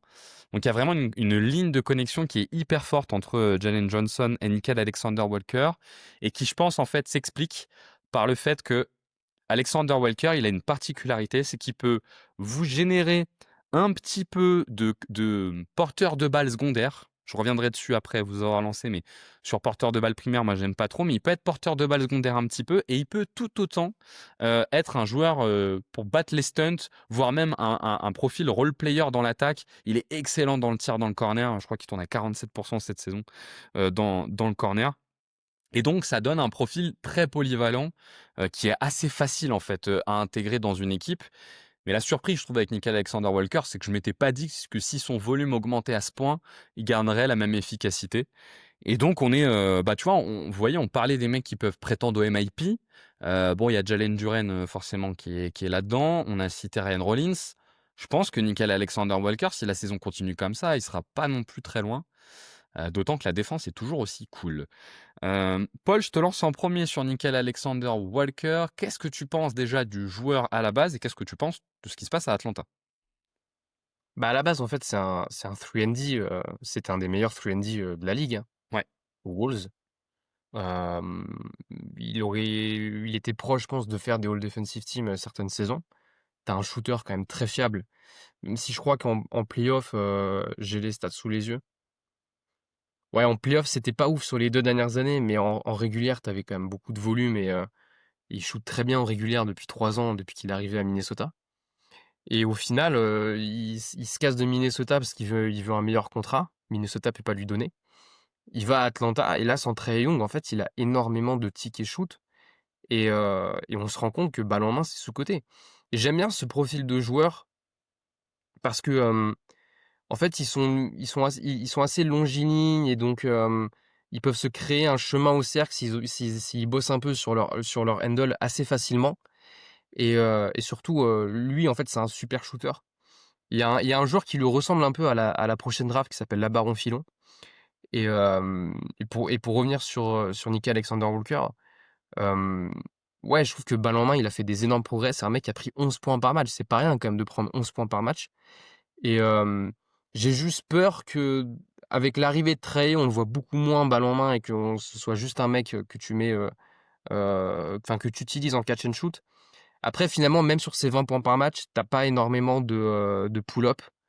Il est pas hyper adroit sur ses pull-ups. Il y en a que plus de, il y en a 1,5, je crois. Mais il est toujours autant fiable sur catch and shoot. Et dans une équipe qui commence à montrer que faut peut-être les respecter, notamment si Trae Young revient en playoff, mais il aura un super rôle, et il sera ultra intéressant. Parce que Dyson Daniels et Riz Haché, au scoring et au shoot, c'est pas la même chose, quoi. Il est notamment. C'est vrai que le retour de Trae Young pourra lui faire du bien, parce que je trouve que sur le pick and roll, pour le coup, c'est plus limité. Là, on voit pour le coup les limitations sur le dribble, et donc il est souvent dans des situations où en fait il se retrouve bloqué sur le mi-distance. Il a beaucoup de mal à battre le drop, je trouve, mais c'est sur toutes les autres séquences où il est très bon. Toi, Matt, t'en penses quoi de Alexander Walker? Moi, je trouve que c'est plus une refonte de rôle, en fait. Son explosion, c'est un peu comme Davion Mitchell, c'est un changement de rôle. Parce qu'en fait, il est utilisé, moi je trouve il est énormément utilisé en fait en early offense chez ces Hawks-là. C'est-à-dire, les Hawks font un peu comme Miami, comme Memphis, toutes ces équipes Chicago. C'est-à-dire, ils vont attaquer très très rapidement, même après un panier marqué. On a de plus en plus d'équipes NBA qui font ça, surtout depuis l'absence de Trae Young. Et lui, en fait, il est excellent là-dedans, parce qu'en plus déjà, je pense que c'est pas un créateur de décalage élite, donc plus tu attaques rapidement, moins les défenses adverses sont replacées. Et lui, il est excellent là-dedans, en fait, parce qu'il arrive à se faufiler, il peut shooter. Et puis, les Hawks ont un très bon système de early offense, des trucs simples, mais tu vois, tu vas rapidement remplir les corners. T'en as un qui va rapidement, comment il s'appelle, Mogay, qui va rapidement aussi courir en transition. Du coup, ça va ouvrir un peu des lignes de drive à Nickel Alexander-Walker. Donc, je pense que tu vois, sur demi-terrain, on voit les limitations. Mais dans toute cette early offense que les Hawks font beaucoup, je pense que c'est ça en fait qui fait que cette année il explose. Puis après, je pense que vous l'avez bien dit, je pense que c'est un super shooter, hein. J'ai l'impression qu'il est un peu sous-coté, mais vraiment c'est un super super shooter. Et là où à Minnesota il était plus dans ce rôle de connecteur, c'est vrai que là on le voit limite en second porteur de balle en fait depuis l'absence de Trae Young, hein. C'est un peu la Jalen Johnson offense. Et lui qui est un peu son lieutenant, j'ai envie de dire, entre guillemets, il y a même beaucoup de pick and roll inversés où ils utilisent Nickel Alexander-Walker en screener, où il y a même des pick and roll, des Spain pick and roll, où c'est Jalen Johnson en porteur de balle et lui qui fait le back screen. Enfin, il est beaucoup aussi utilisé comme ça. Moi, je suis pas étonné. Quinn Snyder, c'est un super coach et je trouve que là, il a un peu le matériel. Tu vois, avec Trae Young, c'est cool, mais Trae Young, t'es un peu limité. Tu vas faire énormément de pick and roll. Là, ce qui est cool avec Jalen Johnson et tous ces joueurs-là, tu peux un peu ouvrir le playbook et je trouve que ça profite énormément en fait à tous ces joueurs-là. Et en tout cas, ils sont vraiment cool à regarder, ces Hawks. Tu vois, je m'étais noté, moi j'aime beaucoup son tir en mouvement. Globalement, effectivement, il y a différentes catégories de shooters. On n'est pas sur un shooter qui n'est bon qu'à l'arrêt. C'est effectivement dans le prépositionnement de l'attaque, il est tout à fait capable en fait de faire la course pour l'early offense et de s'arrêter sur le 45 et de prendre ce tir-là et de le mettre dedans, même d'aller jusque dans le corner et de prendre ce tir-là. Et globalement, sur ses qualités de drive s'expriment assez bien dans le five-out qu'ils arrêtent à mettre en place et sans surprise aussi sur la partie early offense où il est assez cool. Ouais. Ouais, je suis assez d'accord. Et effectivement, c'est une refonte de rôle, comme tu le dis, parce que à Minnesota, on était dans le schéma opposé. C'est-à-dire que ça soit, notamment il y a 2 ans, même l'année dernière, on était plutôt sur un jeu lent pour pouvoir mettre en valeur leurs intérieurs qui sont en défense ou en attaque, qui font leur force. Et même Anthony Edwards, qui est un très bon attaquant de demi-terrain. Et du coup, il générait moins de gens en contre-attaque. On avait vu l'année dernière, quand même, déjà qu'il prenait un peu la place de Mike Conley en porteur de balle secondaire, pas en créateur, mais en porteur de balle secondaire. Et Anthony Edwards était de plus en plus le meneur de jeu de cette équipe. Et on a un peu retrouvé cette utilisation à Atlanta. Je vous pose une question. Nous, on avait fait un épisode avec Jérém en début de saison sur Atlanta et on avait dit avec Jérém qu'on pensait qu'assez rapidement, Quinn Snyder allait devoir faire un choix entre Nickel Alexander-Walker allait très vite s'imposer dans le 5. Il allait Ouais. devoir faire un choix entre Dyson Daniels et Zachary Rizaché. Avec Jérém, en l'occurrence, on pensait que c'était Dyson Daniels qui allait en payer le prix, mais malheureusement, le contrat qu'il avait signé nous faisait nous questionner sur est-ce que ça allait être le cas ou pas. Avec le retour de Trae Young, je vous pose la question, est-ce que vous refaites partir Nickel Alexander du banc? Est-ce que vous le mettez titulaire? Est-ce que c'est votre joueur dans votre top 5 des joueurs qui joue le plus de minutes? Et est-ce qu'il prend plutôt les minutes de Daniels ou de Rizaché pour vous? Attends, parce qu'il y a eu 4 questions C'est vrai. en une question. Bon, en gros, tu dois faire ton choix entre Nickel Alexander, Dyson Daniels et Zachary Rizaché. T'en prends 2 sur les 3 pour ton plus gros minutage. Tu prends les 2. Tu sais, c'est lesquels les 2 que tu prends? La valeur de Dyson Daniels, là, on la voit peut-être un peu plus en attaque parce qu'en fait, c'est lui qui porte la balle, il a un passing sous-côté. Mais c'est vrai que quand Trae Young va revenir, tu préfères peut-être les qualités off-ball de Rizaché parce qu'il a quand même plus de shoot et il est plus grand, donc plus intéressant sur transition et sur cut.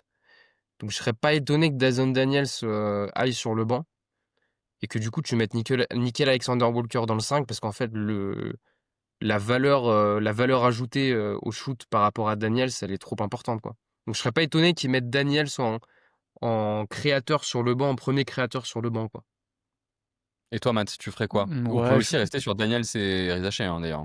non, non, moi je partirais aussi sur ça. Même dans l'article que j'avais écrit, je l'avais un peu évoqué. Alors j'évoquais surtout pendant les playoffs, mais si les Hawks vont en playoffs, mais Le, le truc, c'est que le problème, c'est que avec Trae Young, t'as quand même besoin de spacing à un moment donné. Donc, je pense que c'est toujours le problème. Daniel, c'est un super défenseur. Mais le problème, c'est que si tu le laisses sur le terrain, Trae Young, il va avoir des stunts, en fait. Et, là où avec Alexander Walker, il en aura pas. Rizaché, c'est un bon joueur off-ball. Moi, j'aurais quand même tendance à optimiser tout ça. Si en plus, t'as Porzingis qui joue, euh, Jalen Johnson le shoot a l'air quand même de se confirmer. Bon, du coup, tu auras un potentiel 5 out, tu vois, ce qui est quand même pas rien. Je pense que Trae Young, il a besoin d'avoir un bon spacing. Alors que si tu mets Daniels tout de suite, ça va se compliquer. Ça va faire un peu comme New York, tu vois, avec Josh Hart, où ils sont souvent pénalisés parce que, ils mettent le pivot adverse sur Josh Hart et du coup, en fait, ton 5 out, il est un peu neutralisé. Donc moi, j'aurais tendance à plus faire comme ça. Surtout que, comme a dit Paul, moi, Daniel, j'aime mieux qu'il porte la balle parce que vu qu'il a pas de shoot, souvent les joueurs comme ça, plus ils portent la balle, moins ils pénalisent ton spacing. Donc au final, moi, je resterais sur l'option spacing. Je ferai comme vous, mais je mets quand même un point d'alerte sur la saison de Zachary Zaché que moi j'adore. Mais il fait quand même une saison qui est pas bonne du tout. Il y a un vrai souci sur l'agressivité. Il a du mal à générer de la contre-attaque à l'inverse de ce qu'il faisait l'année dernière. Mais je ferai comme vous. Ouais. Je pense que Nick Alexander Walker, je lui ferai monter ses minutes et je descendrai un peu celle de Dazian Daniels. On a fait donc nos sinon, si je les reprends, on a donc cité Gillespie, je crois que c'était le premier joueur qu'on avait fait. Ensuite, on est parti du côté de Milwaukee pour Ryan Rollins. Ensuite, on est allé à Miami pour Davion Mitchell. On est reparti sur un meneur de jeu avec Keyonte George. On est allé chez OKC que personne ne regarde parce qu'il gagne trop de matchs pour vous parler un peu d'AJ Mitchell. Et on a donc terminé avec Nickel Alexander Walker. Avant qu'on termine, messieurs, je vous propose qu'on se fasse nos petites mentions. Pour faire nos mentions, pour qu'on fasse assez court, ce que je vous propose, c'est que vous me citez votre mention et vous expliquez juste quel est l'élément qui vous a fait vous dire que ça pouvait être intéressant d'en parler. Matt, je te laisse démarrer. Première mention. Ouais, moi c'est Keyshawn George, que j'avais failli en faire une vidéo, que j'ai pas, peut-être ça arrivera plus tard, mais j'avais vraiment bien aimé. Surtout, alors j'ai un peu moins regardé les Wizards dernièrement, mais je regardais pas mal en début de saison, parce que pour voir Alexa, enfin il y a pas mal de joueurs que j'aime bien.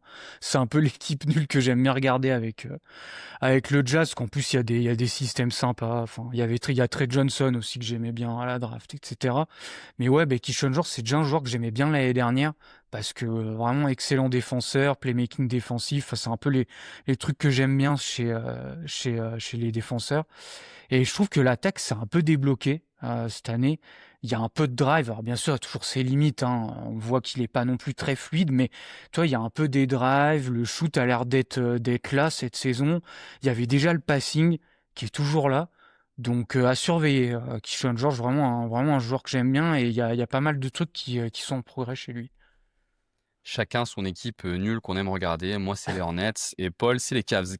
Paul, c'est quoi ton, c'est quoi ton, c'est quoi ta première mention? J'aime bien, pour une fois que j'aime bien un joueur des Celtics, c'est Jordan Walsh. Ouais. Qui, je trouve qu'il apporte beaucoup d'énergie en défense, au rebond off. Il a un peu de skill quand même en attaque. Et sur le bas court où ils ont perdu un profil comme Jrue Holiday, alors il fait pas ce que fait Jrue Holiday, mais le fight qu'a porté Jrue Holiday, il le remplace un peu et je le trouve vraiment cool. Il est très impactant. Et je crois qu'il est sous contrat rookie pendant encore quelques années, donc il va forcément apporter aux Celtics.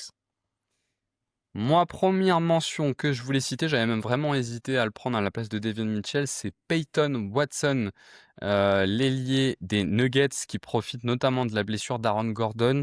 La raison pour laquelle je voulais le mettre, c'est pas tant pour l'attaque, hein, que je trouve pas qu'il y ait d'explosion sur l'attaque, mais je trouve que la défense devient vraiment incroyable. Là, j'ai l'impression que Peyton Watson est en train de devenir un des meilleurs défenseurs de la ligue. On a une capacité à switch qui est géniale. Il peut défendre le point d'attaque. Il y a de la couverture au cercle qui est plus que fonctionnelle. Je crois sincèrement qu'aujourd'hui, si je devais donner mes deux All Defensive Teams, je pense que j'aurais Peyton Watson dans une des deux. Et donc, bah voilà, forcément, moi, ça faisait partie des joueurs que j'avais envie de citer. Deuxième joueur que j'avais envie de citer, un peu dans le prolongement de ça, c'est Sidi Sissoko, qui profite bien du système de Portland, qui avait pas 2 minutes de jeu aux Spurs, mais qui, dans la presse tout-terrain, est assez intéressant. Je crois même qu'il a dû starter 1 ou 2 matchs de mémoire, mais je le trouve vraiment cool dans cette presse tout-terrain, très physique, avec des bonnes mains, et il apporte à chaque fois qu'il joue des bonnes minutes. Matt, je te laisse poursuivre. Ouais, j'ai pris Anthony Black parce que je trouve que le drive est en train de se débloquer cette saison. Alors le shoot, j'y crois pas trop. En plus, c'est un joueur que je critique pas mal parce que je trouve il est labellisé comme excellent défenseur alors que je le trouve pas si bon que ça. Il y a quand même beaucoup d'erreurs de navigation d'écran, etc. Je trouve en fait il est bon dans les stunts, mais tout le reste, il y a vraiment énormément d'erreurs défensives. Et en plus, t'as pas le shoot à 3 points, donc il y a des fois, je me demandais même pourquoi il avait des minutes. Par contre, c'est vrai qu'il faut reconnaître que cette année, le truc que j'aime bien, c'est le drive. Vraiment, je trouve qu'il y a un truc qui a changé en termes de dribble, de fluidité, qu'avant, il avait pas trop. Et bah, tu vois, déjà, rien que j'avais pas regardé ses stats, mais je les ai sous les yeux. Tu vois, il était à 63 et 58% d'efficacité au cercle. On est passé à 70%. Et je pense que c'est pas pour rien, parce que vraiment, il y a du drive même à partir de rien. Il y a un peu de passing aussi. Donc, non, pour ça, déjà, c'est cool. S'il a le shoot à 3 points qui pouvait un peu se débloquer, ce serait super, parce que du coup, tu auras un joueur qui est fonctionnel en attaque. C'était un fort playmaker, d'ailleurs, de mémoire à la fac, Anthony Black. Et tu avais une dernière mention, ou c'était ta dernière, Anthony Black? Matt? Oui, alors j'avais aussi Dominique Barlow, rapidement, qui joue aux Sixers, que je vois bah, du coup régulièrement, mais c'était un peu un pari parce que c'est un two-way contract, et c'est vrai que franchement, ce super joueur, je trouve, dans la défense, dans le passing, enfin, en fait, il sait faire plein de choses, je trouve. Il a juste le shoot qui est pas là, mais sinon, franchement, c'est un joueur qui est un peu couteau suisse partout, qui est grand, très long. Il y a même des flashs de protection de panier. C'est pas toujours parfait en défense, hein. Des fois, il y a des oublis, des fois, mais en fait, il y a vraiment des flashs de rotation. Puis vu qu'il est grand, il est long. Bah, d'ailleurs, le match qu'il fait contre Jalen Johnson, c'est un peu lui qui est en défense sur lui. Il fait un super match. Pourtant, bah, Jalen Johnson, évidemment, fait un super match, mais franchement, Dominique Barlow le défend très très bien. Et bah, pour un two-way contract, bah, c'est génial quoi d'avoir un joueur comme ça et tu vois, même en attaque, même s'il a pas le shoot, il a ce côté où il a un peu des skill sets balle en main que je m'attendais pas et qui sont vraiment sympas à regarder. Paul, je te laisse nous donner ta dernière mention ou tes 2 dernières mentions. Ouais, les deux dernières, dans le marasme des Cavs, il y a deux mecs qui sortent un peu du lot. C'est Jalen Tyson, qui a des vrais skills en attaque, qui rassure vraiment au niveau du shoot. Et bon, défensivement, il est décevant par rapport à ce qu'il nous avait montré. Et il y a Nequan Tomlin aussi, en sortie de banc, qui apporte beaucoup d'énergie en défense, avec de l'impact et en attaque, parce qu'il a des bonnes qualités athlétiques. Donc, c'est deux joueurs qui apportent le peu de mentalité qu'ont les Cavs sur ce début de saison.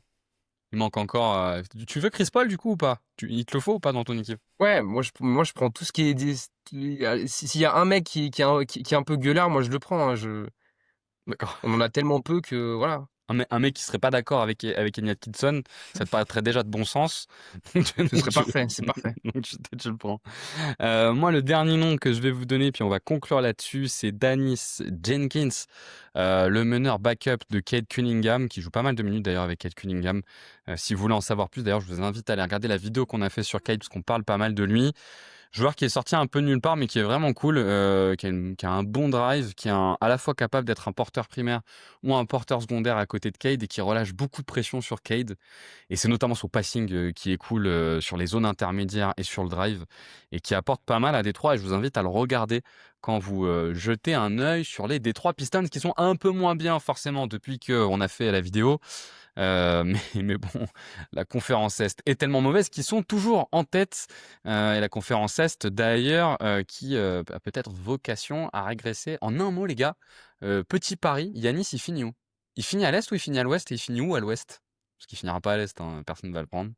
Si, moi je dirais qu'il va aller. Moi je pense qu'il va être à l'Est, moi. Et tu penses J'ai- qu'il va où à l'Est? Knicks? Non, Miami ou Détroit. Miami ou Détroit? Et toi, Paul, il va où? Miami, c'est écrit, c'est déjà écrit, je pense. Ok, moi je pense qu'il va finir aux Spurs, je l'annonce depuis avril et je pense qu'on va y arriver. Mais ce que je vous propose, c'est qu'on conclue là-dessus. C'était cool comme épisode de pouvoir parler de noms dont on parle un petit peu moins. On reviendra assez rapidement avec des formats un peu plus classiques. En tout cas, on espère que ça vous a plu et puis surtout, on est curieux d'avoir en commentaire éventuellement d'autres noms qu'on n'aurait pas évoqués et qui sont à regarder selon vous et surtout nous expliquer un petit peu pourquoi, ce qui nous permettra d'être un petit peu plus attentifs pendant les différents matchs. Restez connectés, on trouvera rapidement de quoi parler. À plus!